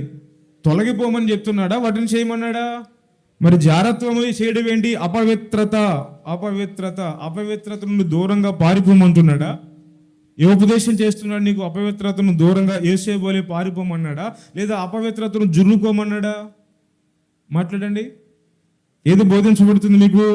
అపవిత్రత చేయకూడదని బోధించబడుతుంది, జారత్వము చేయకూడదని బోధించబడుతుంది, కాముకత్వము విసర్జించమని బోధించబడుతుంది, విగ్రహారాధన చేయొద్దు బోధించబడుతుంది, అభిచారము చేయొద్దు, ద్వేషాలొద్దు, కలహములొద్దు, మత్సరాలొద్దు, క్రోధములొద్దు, కక్షలొద్దు, భేదములొద్దు, విమతములొద్దు, అసూయలు, మత్తతములు, అల్లరితో కూడిన ఆటపాటలు.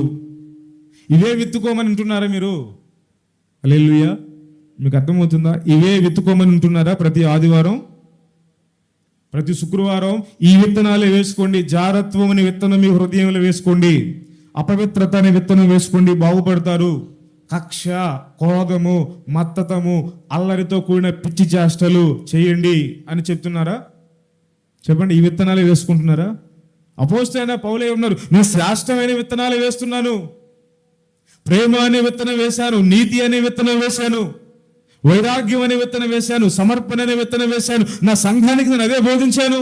నేను అలాగే బ్రతికాను. పౌలే అన్నాడు, నేను అలాగే బ్రతికాను. అందరి సేవకుల వలె, అందరూ అపోస్తుల వలె భార్యలతో సుఖించవచ్చు, పిల్లలతో ఆనందించవచ్చు, లోక సంబంధమైన వాటన్నిటిని కూడా అనుభవించవచ్చు. శరీర సంబంధంగా వాళ్ళు చేశారు, కానీ అలా చేయలేదు. నేను అలా చేయలేదు. నేను ఖర్చు అయిపోయాను. ద్రాక్ష తోట కొరకు నేను ఖర్చు అయిపోయాను. సంతోషాన్ని ప్రక్కన పెట్టాను, సుఖాలు ప్రక్కన పెట్టాను, ఆరోగ్యాలు ప్రక్కన పెట్టాను. అన్నీ ప్రక్కన పెట్టి దేవుని పనిలో దండుగా సంతోషపెట్టవలసిన వారిగా, మీ కాపరిగా నేను ఉండి దేవుని యొద్ద నుండి ఆత్మ సంబంధమైన విత్తనాలు నేను తీసుకొచ్చి మీకు బోధించాను. పరిశుద్ధతను గురించి బోధించాను, నీతిని గురించి బోధించాను, సమర్పణను గురించి బోధించాను, వైరాగ్యమును గురించి బోధించాను, ప్రతిష్టతను గురించి బోధించాను, యథార్థతను గురించి బోధించాను. కానీ ఆ విత్తనాలు ఫలించలేదు. ఆ విత్తనాలు ఫలిస్తే సమృద్ధి అనే పంట కోస్తాం. ఆ విత్తనాలు ఫలిస్తే దీవెన అనే పంట కోస్తాం. ఆ విత్తనాలు ఫలిస్తే ఆశీర్వాదం అనే పంట కోస్తాం. కానీ ఆ విత్తనాలు ఫలించలా. ఏ విత్తనాలు ఫలించాయి? కక్షలు, భేదములు, విమతములు, అసూయలు. హల్లెలూయా. ఈ విత్తనాలు ఎక్కడివి? దైవజనుడు వేసిన విత్తనం కాదు కదా. వేసిన విత్తనం ఫలించాలిగా. వేరొక విత్తనం ఫలించడం ఏంటి? ప్రభువు చెప్పాడు మత్తయి శుభవార్తలో ఉపమానం చెప్తూ, ఒక రైతట తన పొలమును దున్ని గోధుమలు జల్లాడట. ఎవరు జల్లాడు? గోధుమలు, శ్రేష్టమైన వాటిని జల్లాడు. గోధుమ విత్తనాలు చల్లితే రాత్రి కాలం ముందు దొంగ వచ్చాడట. దొంగడు ఉన్నాడు భూమి మీద. ఆ దొంగవాడు వచ్చి గురుగులను జల్లిపోయాడట. గోధుమలు జల్లిన తోటలు ఏం జల్లాడు? గురుగులు జల్లాడు. కొంతకాలానికి గోధుమల కంటే గురుగులు ఏపుగా పెరుగుతూ వచ్చాయి. కొంతకాలానికి గోధుమలేమో అణచబడుతున్నాయి, గురుగులేమో పెరుగుతున్నాయి. ఆ తోటమాలు వచ్చి అన్నాడు, అయ్యా గోధుమలను పిరికైనా ఆ గోధుమలు చూడు ఎలా ఏపుగా ఎదుగుతున్నాయో. మనం వాటిని విత్తలేదు, వాటిని నీళ్లు కట్టలేదు, వాటిని సేద్యపరచలేదు, వాటి కొరకు భూమిని దున్నలేదు, వాటి కొరకు ఎరువు వేయలేదు. దేవుని మందిరానికి వచ్చింది అపవిత్రత చేయడానికి, కామకత్వం చేయడానికి, పరికమాలిన కార్యాలు చేయడానికి, శరీరమైన కార్యాలు చేయడానికి దేవుని మందిరానికి రావాలా? వాటిని ఇక్కడ బలపరచుకోవాలంటే మందిరానికి రావాల్సిన పని ఏంటండి? అమ్మాయిలను చూడడానికి, అబ్బాయిలను చూడడానికి, అపవిత్రమైన కామకత్వపు ఆశలు పుట్టడానికి దేవుని మందిరానికే రావాలా? పెళ్లి సంబంధాలు చూసుకోవడానికి మందిరానికే రావాలా?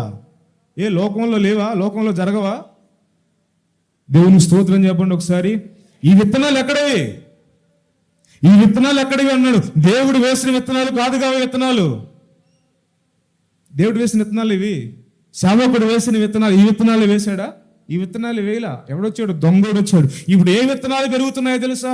సేవకుడు వేసిన విత్తనాల కంటే దొంగోడు వేసిన విత్తనాలే బాగా పెరుగుతున్నాయి. అది బాధ. ఇప్పుడు బాగా అపోస్తలుడైన పౌలయ్య యొక్క బాధ ఏంటంటే, నేను కష్టపడి భూమిని దున్నింది ఎవరు? చెప్పండి, దున్నింది ఎవరు? సేవకుడు దున్నాడు. నిద్రాహారాలు మాని అపోస్తలుడైన పౌలయ్య అన్నాడు, 3.5 సంవత్సరాలు కన్నీరు కారుస్తూ నేను సంఘాన్ని కట్టానన్నాడు.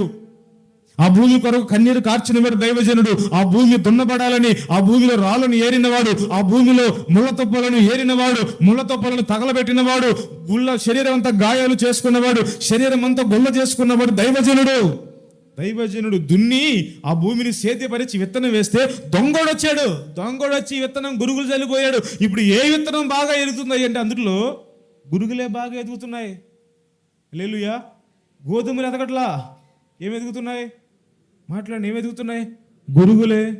అరే నీళ్లు కడుతుంటే గోధుమల కంటే గురుగులే ఏపుగా ఎదుగుతున్నాయి. అవే నిగనిగలాడుతున్నాయి. ఏ కార్యాలు కనబడుతున్నాయిరా? ఆత్మ కనబడుతుందా? సమర్పణ కనబడుతుందా? వైరాగ్యం కనబడుతుందా? ప్రతిష్టత కనబడుతుందా? కనబడట్లా. మాటలు ఏం కనబడుతుంది? ద్వేషము, కక్ష. అరే నీకు అది బోధించలేదుగా. ఆ కక్ష ఎక్కడి నుంచి వచ్చింది? ఆ ద్వేషం ఎక్కడొచ్చింది? అల్లరి తొక్కు నాటపాట్లు ఎక్కడొచ్చాయి? ఆ డబుల్ మీనింగ్ డైలాగులు ఎక్కడి నుంచి వచ్చాయి? అవి వేశారా నీకు? అపవిత్రత ఆ విత్తనం మీకు వేయబడిందా? వేయబడలేదుగా. అది ఎవరు వేశారు చెప్పండి? సైతాను గాడు వచ్చి వేసాడు విత్తనం. అర్థమవుతుందా? ఎవడేసాడు? హల్లెలూయా. చెప్పండి, ఎవరేసాడు? సైతాను గాడు వేసిన విత్తనానికి ఏం కడుతున్నాం మనం? నీరు కడుతున్నాం. నీతి అనే విత్తనం వేస్తే ప్రేమ అనే పంట కోస్తాం. చెడుతనము అనే విత్తనం అంటే అక్కడ అర్థం చేసుకోండి. నీతి ఎవరు? మన ప్రభు అయిన యేసుక్రీస్తు ప్రభుల వారు. చెడ్డవాడు ఎవడు భూమి మీద అంటే అపవాదిగాడు. వాడు వేసిన విత్తనాలు నువ్వు నీరు కట్టి ఆ విత్తనాలకే ఎరువేసి ఆ విత్తనాలు నీ జీవితంలో పెరిగాయి అనుకో, ఏ పంట కోస్తావు తెలుసా? కోతకాలమున పాపం అనే పంట కోస్తావు. ఆ పాపము యొక్క ఫలం ఏంటి చెప్పండి? పాపము యొక్క ఫలము నరకము, పాపము యొక్క ఫలము కీడు, పాపము యొక్క ఫలము నష్టము. ప్రియులారా, పాపము యొక్క ఫలము అనారోగ్యం, పాపము యొక్క ఫలము కన్నీరు, పాపము యొక్క ఫలము కలిసి రాని పరిస్థితులు. ఇవన్నీ చూడండి, ఇవన్నీ మన జీవితంలో రావడానికి కలిగిన కారణం ఏంటి? ఏ విత్తనం నీ జీవితంలో ఫలిస్తుంది? ఏది పెరుగుతుంది చెప్పండి? ఏది గెలుస్తుంది? ఏది మన జీవితంలో ఫలిస్తుంది? ఏది కనబడుతుంది? ఏరు లోతుగా అయితే చెట్టు పై కనబడాలి, పై కనబడాలి కదా, పై కనబడాలిగా. బలిపీఠము అనే మాటకు అర్థం ఏంటి? సమర్పణ. చెప్పండి, బలిపీఠం అనే మాటకు అర్థం ఏంటి? సమర్పణ. దేవుడు బలిపీఠాన్ని ఎక్కడ పెట్టాడు? అతి పరిశుద్ధ స్థలంలో పెట్టాడా? అతి పరిశుద్ధ స్థలం చుట్టూ ఏముంది? తెరలున్నాయి. అతి పరిశుద్ధ స్థలానికి పైన ఏమున్నాయి? తెరలున్నాయి. అతి పరిశుద్ధమైన స్థలంలో అడ్డంగా ఏముంది? తెరలున్నాయి. అంటే అతి పరిశుద్ధ స్థలంలో ఉన్న నిబంధన మందసం బయటికి కనబడుతుందా? చెప్పండి, కనిపిస్తుందా? కనిపించదు. పరిశుద్ధ స్థలంలో ఉన్న ఆ దీపవృక్షం బయటికి కనిపిస్తుందా? కనిపించదు, బయటికి కనిపించదు. పరిశుద్ధ స్థలంలో ఉన్న సన్నిధుల తెల్లబల్ల బయట కనిపిస్తుందా? కనిపించదు. కానీ ఆవరణంలో ఏముంది? బలిపీఠం. బలిపీఠం కనిపిస్తుందా? కనిపించదా? కనిపిస్తుందా? కనిపించదా?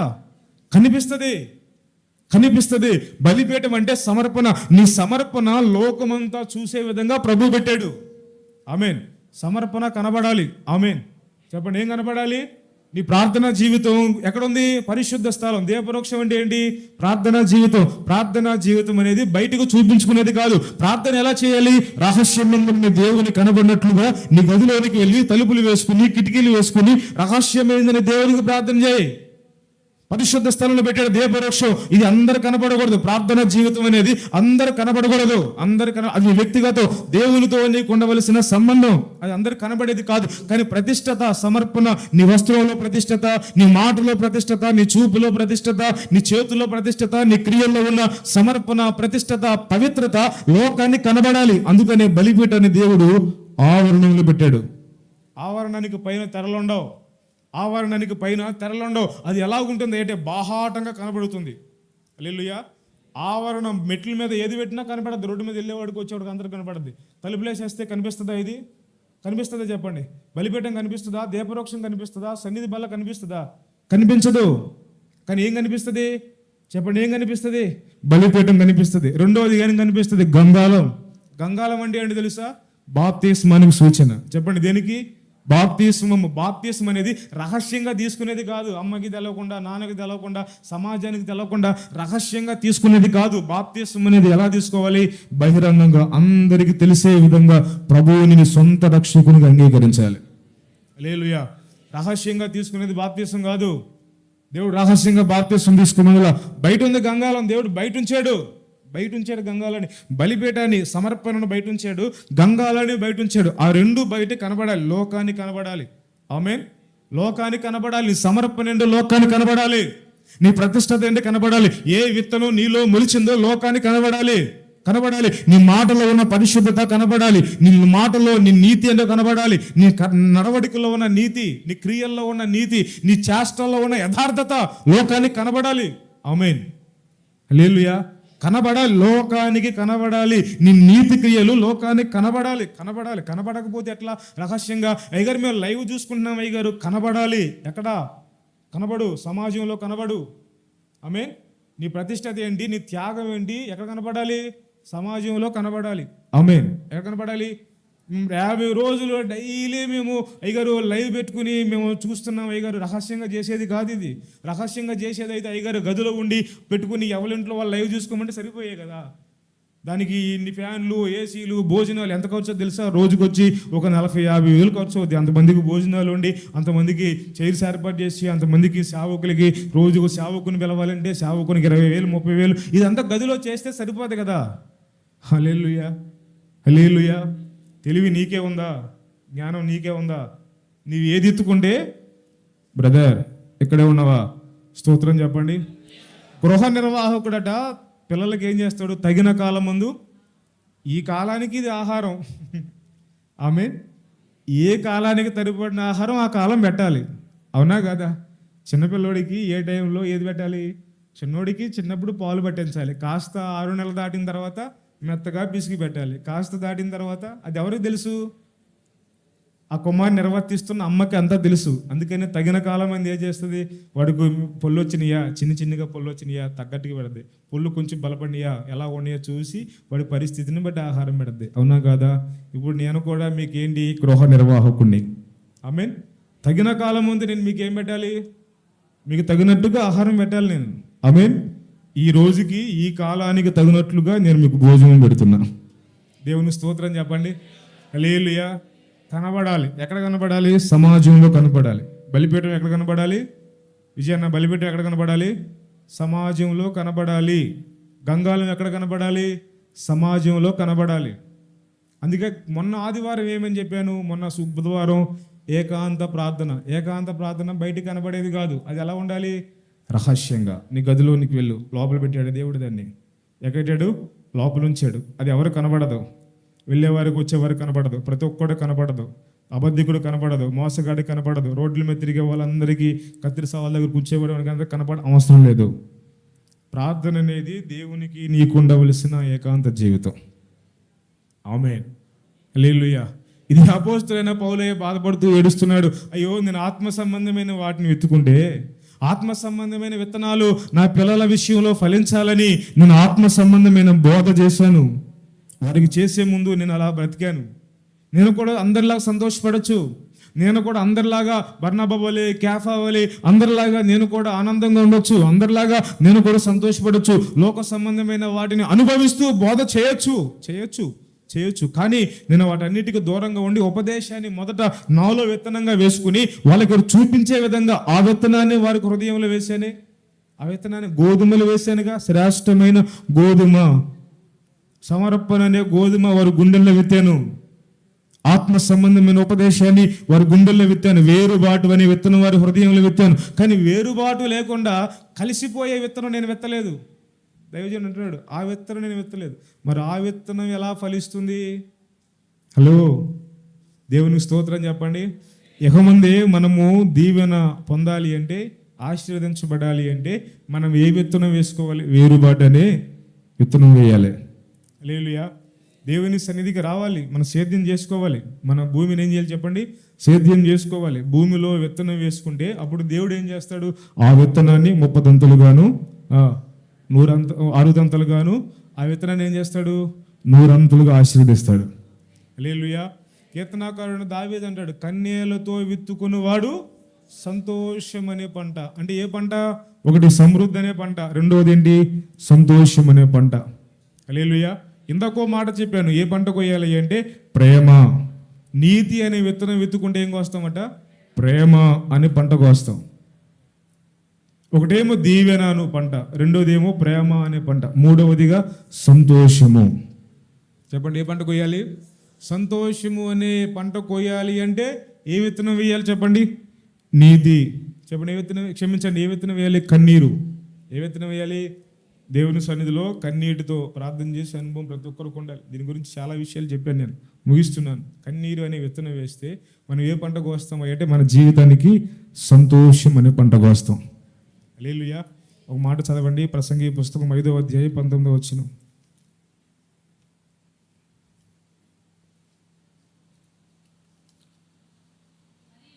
మరియు దేవుడు ఒకనికి ధన ధాన్య సమృద్ధి ఇచ్చి దాని యందు తన భాగము అనుభవించుటకును అన్నపానములు పుచ్చుకొనుటకును తన కష్టార్జితమందు సంతోషించుటకును వీలు కలుగజేసిన ఎడల అతనికి ఆ స్థితి దేవుని ఆశీర్వాదము వలన కలిగినది. హల్లెలూయా. ఇంతకు మించిన ఆశీర్వాదం ఇంకా ఏం కావాలండి ఒక మనిషికి? ఇక్కడ చూడండి, దేవుడు అట అతనికి ధన ధాన్య సమృద్ధి ఇచ్చాడు, దాని యందు తన భాగమును అనుభవించుటకు. అంటే దేవుడిచ్చిన ధన ధాన్య సమృద్ధిలో తను ఏం చేయాలి? అనుభవించాలి. అన్నపానములు పుచ్చుకుంటున్నాడు. తన కష్టార్జితం ముందు ఏం చేస్తున్నాడు? సంతోషిస్తున్నాడు. కష్టపడుతున్నాడు. ఆ కష్టార్జితాన్ని తీసుకెళ్ళి హాస్పిటల్లో పెట్టట్లా, ఆ కష్టార్జితాన్ని తీసుకెళ్ళి ఈఎంఐ పాలు చేయట్లా. చాలామంది సంపాదించేది 1000 రూపాయలు కానీ మళ్ళా ఈఎంఐలు కట్టేది 1500. నెలాఖరికి వస్తే గడగడగడ వణుకుపోయి టెన్షన్ పడిపోవడానికి కారణం ఏంటి? ఏ నెలకి నెలకుంటావు, ఈ నెల అప్పు చేయకూడదు, ఈ నెల అప్పు చేయకూడదు ఉండవు. అసలు నెల అప్పు చేయని నెలే మన బతుకులు లేదనుకుంటా. అసలు నాకు కష్టపడేదేమో 1000 రూపాయలు, కట్టాల్సి వచ్చేసరికి ఎంత కడుతున్నావు చెప్పండి? కట్టాల్సి ఎంత కడుతున్నావు? 1100, 1200. ఇప్పుడు ఆ కష్టార్జితాన్ని బట్టి సంతోషిస్తాడా చెప్పండి? సంతోషించడు కదా. ఆరోగ్యం వస్తుంది, చెవులు పిల్లలకు బాగోదంటారు, చిన్న పిల్లలకు బాగోదు, తన భార్యకు బాగోదు. ఈ 1000 రూపాయలతో పాటు మరలా 2000 రూపాయలు తీసుకెళ్ళి మరలా ఎక్కడ పెట్టాలి చెప్పండి? ఎక్కడ? హాస్పిటల్లో. అరే ఎంత రకాల మొక్కలు చేసి కష్టపడుతున్నారు కానీ 1 రూపాయి కూడా మిగలట్లేదు అయ్యారు అంటారు కదా చాలామంది. కష్టార్జిత ముందు సంతోషం ఉందా? సంతోషం లేదు. ఇక్కడ నిజమైన సంతోషాన్ని గురించి క్షమించండి, మహాజ్ఞాని సంతోష్ అంటున్నాడు, ఒక వ్యక్తికి దేవుడు ఇచ్చిన ధనధాన్య సమృద్ధి అనుభవిస్తూ అన్నపానాలు పుచ్చుకుంటూ తన కష్టార్జితము, తను చేస్తున్న ఉద్యోగమైనా తను చేస్తున్న చేతి పని అయిందా, ఆ కష్టార్జితం అంతా తానే అనుభవిస్తూ సంతోషించుట దేవుడు అతన్ని కలుగ చేసిన ఆశీర్వాదం. హల్లెలూయా. ఈఎంఐలు పెట్టి వస్తువులు కొనడం ఆశీర్వాదం కాదు.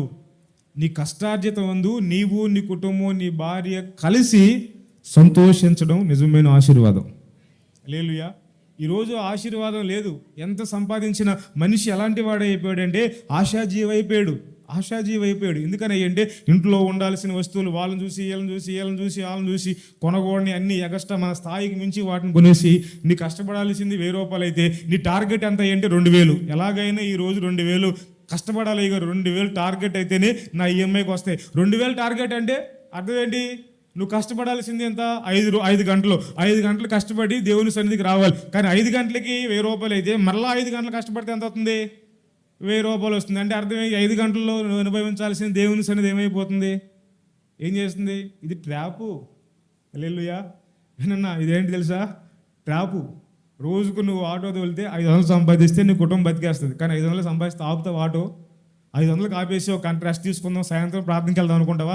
ఊరుకోదు. ఎందుకంటే వెనక మళ్ళీ ఈఎంఐలు తంతా ఉంటాయి, అప్పులు తంతా ఉంటాయి. 500 సరిపోవు, 1500 తోలాలంటే 9 తోలాలి. 9 తోలితే గుడికి ఏమొస్తావు? ఇంకా నువ్వు గుడికి ఏమొస్తావు? సౌరాను నువ్వు ఉదయాన్నే 5 గంటలకు పరిగెట్టుకుని వెళ్ళిపోతే 9 దాకా చేసుకుంటే ఇవన్నీ అప్పులు పెట్టుకుంటావు. ఇవన్నీ అప్పులు ఎందుకు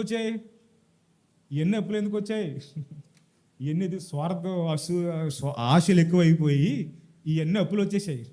హల్లెలూయా. దేవుడు ఏమిచ్చాడు? అన్నపానాలు ఇచ్చాడు. దేవుడు ఇచ్చాడు ధనధాన్యాలు ఇచ్చాడు. దేవుడు ధనధాన్యం ఇచ్చాడు, అన్నపానాలు ఇచ్చాడు, కష్టార్జితం ఇచ్చాడు. వాటి ఎందుకు మనం ఏమవ్వాలి? సంతోషపడాలి. వాటిలో తృప్తి చాలట్లా మనకి. మన ఇంట్లో దేవుడు మనకిచ్చిన వాటితో తృప్తి పడట్లా. వాళ్ళ ఇంట్లో సోఫా ఉంది, ఖచ్చితంగా వాళ్ళ ఇంట్లో 70 అయితే మన ఇంట్లో 80,000 సోఫా రావాల్సిందే. వాళ్ళ ఇంట్లో ప్లాస్మా టీవీ 55 ఇంచెస్ ఉంటే ఖచ్చితంగా మన ఇంట్లో 66 ఇంచెస్ టీవీ రావాల్సిందే. వాళ్ళ ఇంట్లో ఏసీ ఉంటే మన ఇంట్లో ఖచ్చితంగా ఏసీ ఉండాల్సిందే. వాళ్ళు 3 స్టార్ అయితే మనం 5 స్టార్ ఉండాలి. హల్లెలూయా. 5 స్టార్ కొన్ని స్తోమతలోకి ఇంకా మనం రాలా. ప్రస్తుతానికి ఆ స్థాయికి మనం రాకపోయినా ఈఎంఐ పెట్టు. 0 పేమెంట్ అంటున్నావు, వెళ్తున్నావు, 0 పేమెంట్ అన్న తర్వాత ఊరినేస్తాడా? ప్రాసెసింగ్ ఫీజు అంటాడు, ఆ ఫీజు అంటాడు. వాడు రాబట్టుకోవాల్సిందంతా మన దగ్గర రాబట్టేసుకుంటాడు. హల్లెలూయా. ఉత్తిదే అదొక ట్రాప్. 0 అంటాడు, అంతే. 0 అని పడిపోతాం. వడ్డీ అస్సలు ఉండదు అయ్యారు. వడ్డీ ఉండపోయినా ప్రాసెసింగ్లో 3,000, 4,000 కట్ చేసేసాడు. తెలుసా నీకు? ఆ వడ్డీ అంతా అక్కడ లాగేసాడు. హలో, ఆ 4,000 ఊరికే వస్తుందా? ఊరికే రాదుగా. 4,000 లాగేసాడు అక్కడ. అంతా అయిపోయింది. నెల ఈఎంఐ కట్టాలి. ఒక్కరోజు రాకపోతే చెక్ బౌన్స్ అంటాడు, ఒక్కరోజు కాకపోతే 1,500 అంటాడు, 1,200 అంటాడు. మధ్య తరగతికి ఒక రోజు లేట్ అవుదా? టైం టు టైం వచ్చేద్దా శాలరీ లాగా? అందుకే అదంతా ఏంటంటే ట్రాప్ చేస్తాడు వాడు. అందుకని మనం ఏం చేస్తాం అంటే గుడి మానేసి, ఆదివారం మానేసి ఓటీలు చేయాలి, డ్యూటీలు చేయాలి. ఎందుకంటే వెనకమాల ఏసీది కట్టాలి, వెనకమాల ఫ్రిడ్జ్ది కట్టాలి, వెనకమాల టీవీది కట్టాలి, బంగారాన్ని కట్టాలి. ఇన్ని ఈఎంఐలు పెట్టుకుంటే ఇంక సంతోషం ఎక్కడ ఉంటుంది? మీకు అర్థమవుతుందా? ఎన్ని ఈఎంఐలు ఎన్ని పెడుతున్నా నీకు తెలుస్తుందా? హలో, నిన్నే అడుగుతున్నా, ఎన్ని పెడుతున్నా నీకు అర్థమవుతుందా? నిన్ను పెడుతున్నా నీకు అర్థమవుతుందా? నీ కష్టం ఎంత? నువ్వు పెట్టే ఈఎంఐలు నువ్వు కట్టేది ఎంత? అంత కడుతున్నావు అంటే అర్థం ఏంటి? అంతకంటే ఎక్కువగా ఏం చేయాలి? కష్టపడాలి కదా. ఇప్పుడు నెలకి 10,000 కట్టాలి. 10,000 అంటే 10,000 రూపాయలు కష్టపడి సరిపోద్దా? కష్టపడి సరిపోదు. 10,000 ఈఎంఐలు కట్టి మరలా పిల్లల ఫీజులు, పిల్లలకి స్నాక్స్ అంటూ, బట్టలు అంటూ, భార్యకంటూ, ఇంట్లో కూరగాయలంటూ 10,000కి ఎంత సంపాదించాలి? 20,000 సంపాదించాలి. 20,000 సంపాదించాలంటే నీ జీతం, నెల జీతం 10,000, నెలకు వచ్చేది ఇప్పుడు ఎంత అయ్యే ఖర్చు? 20,000. ఆ ఎగస్ట్రా 10,000 కోసం దేవుని సన్నిధి దొంగిలిస్తున్నావు నువ్వు. ఎగస్ట్రా నువ్వు చేసుకున్న ఎగస్ట్రాల కొరకే దేవుని సన్నిధి దొంగిలిస్తున్నావు. నిర్భయంగా చెప్తున్నాను నేను. దేవుడు ఇచ్చిన వాటి కొరకు దేవుని సన్నిధి దొంగిలించట్లా, ఎగస్ట్రాలకు పోయి దేవుని సన్నిధిని దొంగిలిస్తున్నావు. ఆశకు పోయి, మితిమీరిన ఆశకు పోయి. దేవునికి స్తోత్రం చెప్పండి. హల్లెలూయా. నీ ఇంట్లో ప్లాస్మా టీవీ ఉండడం ఆశీర్వాదం అని ప్రభువు చెప్పట్లా. దేవుడు నీకు ధన, ధాన్య, అన్నపానాలు, కష్టార్జితం ఇవి ఇచ్చాడు నీకు. వీటితో నువ్వు సంతోషపడి దేవునికి మహిమకరంగా భూమి మీద బ్రతికితే అది దేవుని వలన కలిగే ఆశీర్వాదం. హల్లెలూయా. నువ్వు కారం మెతుకులేని తిను. దేవుడు నీకు ధనం ఇచ్చాడు, ధాన్యం ఇచ్చాడు, బిడ్డలను ఇచ్చాడు, అన్నపానాలు ఇచ్చాడు, ఇల్లు ఇచ్చాడు, వాహనం ఇచ్చాడు. వాటితో నువ్వు జీవిస్తూ నీ కష్టార్జితం 500 ఇచ్చావు. 500 రూపాయలు దేవుని భాగాన్ని దేవునికి 150 రూపాయలు పక్కన పెట్టి 400 రూపాయలతో నువ్వు సంతోషపడడం అది దేవుని వలన వచ్చే ఆశీర్వాదం. హల్లెలూయా. 500 రూపాయలు నీకు దేవునికి రావాల్సిన ఆ 50 రూపాయల దశమ భాగాన్ని కూడా నీవే మింగేస్తే అది ఆశీర్వాదం అనుకోదు, అది ఆశీర్వాదం కాదు. హలో, దశమ భాగాన్ని కూడా నీవే ఈఎంఐలు కట్టేసి దేవునికి తెలవదా నా పరిస్థితి అంటే? ఇది తెలుసుగా, ఈఎంఐలకు దశమ భాగాన్ని కూడా దేవుని సన్నిధికి రావాల్సిన భాగాన్ని కూడా నువ్వు దొంగిలించేసి ఈఎంఐ కట్టేసావు. ఈఎంఐ కట్టేసి మరలా దేవుని సన్నిధిలో ప్రార్థన చేస్తావు. ప్రభువా నేనేంటో నీకు తెలవదా ప్రభువా, నా మనసు ఏంటో నీకు తెలవదా ప్రభువా? నువ్వేంటో తెలుసు కాబట్టే ప్రభు చెప్తున్నాను నీకు ఇది. నువ్వేం చేస్తున్నావో, నువ్వేంటో, నీ క్రియలేంటో, నీ అలవాట్లేంటో తెలుసు కనుకనే ప్రభువు నీతో మాట్లాడుతున్నాడు. ఎక్స్ట్రాలకు పోయి ఎక్స్ట్రా ఖర్చులు చేసుకోవద్దు. దేవుని భాగాన్ని దొంగిలించొద్దు. నీ కష్టార్జితాన్ని, నీ సంతోషాన్ని పాడు చేసుకోవద్దు. తగిన కాలం ముందు కోతకాలం ఒకటి ఉంది. ఆమేన్. నేను చెప్పే మాట ఒకటి ఉంది. నీ ఇంటి మాకి దేవుడు ప్లాస్మా టీవీ కొరకు ద్వారం తెరిచే రోజు ఒకటి ఉంది. ఇన్నోవా కారు కొరకు ద్వారం తెరిచే రోజు ఒకటి ఉంది. హల్లెలూయా. నేను చెప్పేది ఏంటంటే కోతకాలం. ఏ కాలం? ఏ కాలం చెప్పండి? కోతకాలం ఉంది. మనందరూ కోతకాలం ఉంది. పేదోడులాగే బతకడు. దేవుడు ఎలాంటి వాడు తెలుసా? దానియేలు పుస్తకంలో ఉంటుంది, ఆయన కాలములను సమయములను మార్చువాడు. ఆమేన్. హల్లెలూయా.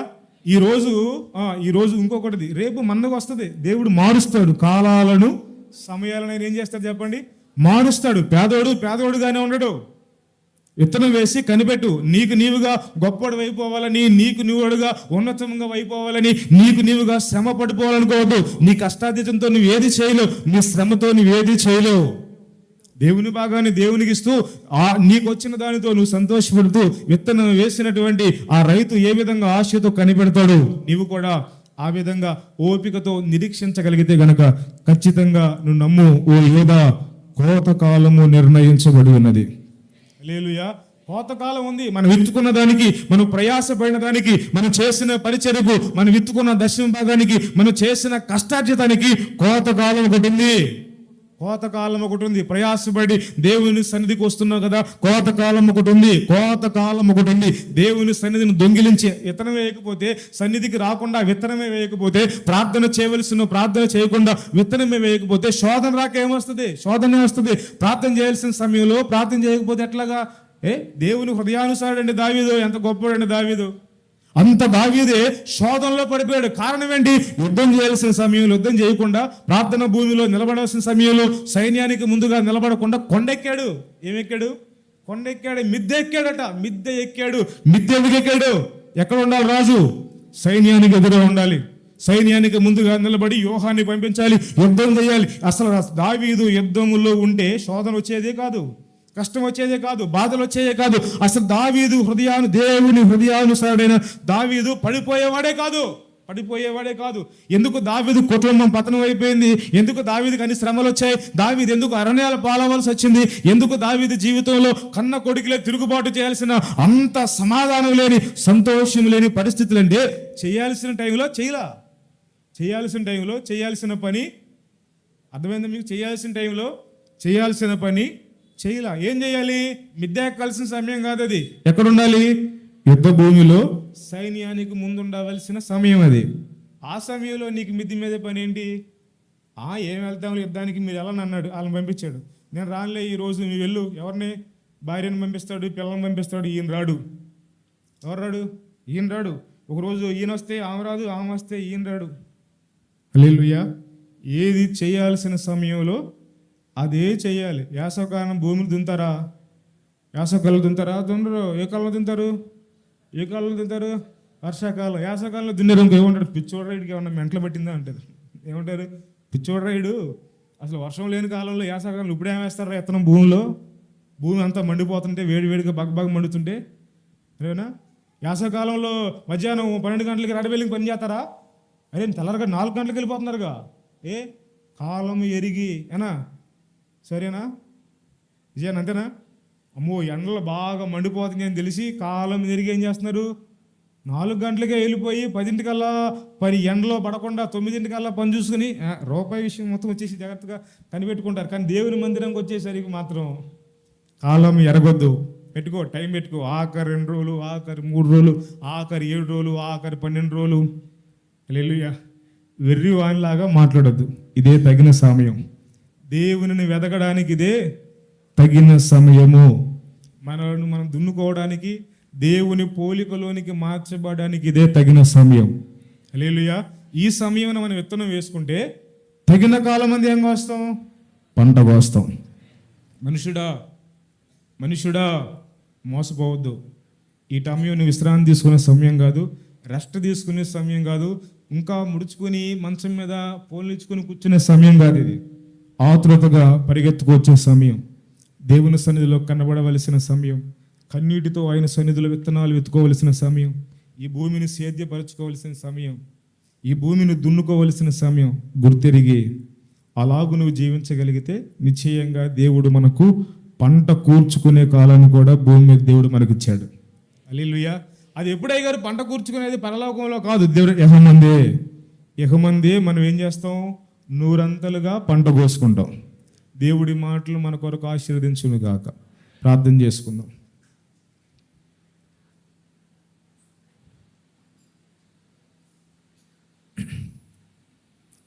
మోకరించండి అందరూ ఒకసారి, త్వరగా మోకరించండి.